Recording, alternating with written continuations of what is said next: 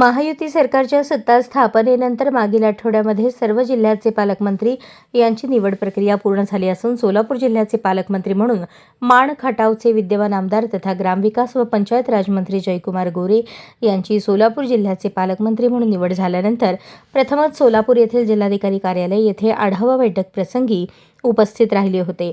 बैठक संपवून परतीच्या प्रवासावेळेस माळशिरस तालुक्याचे माजी आमदार राम सातपुते यांच्या माध्यमातून भेट घडून आली।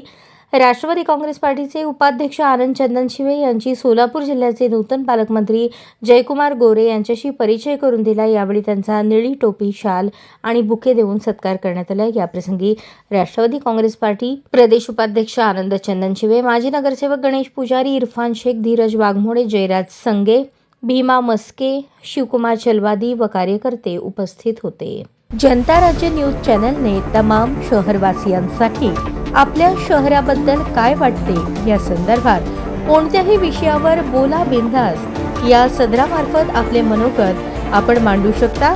यासाठी संपर्क जितेंद्र दार्लू 84 83 95 47 83।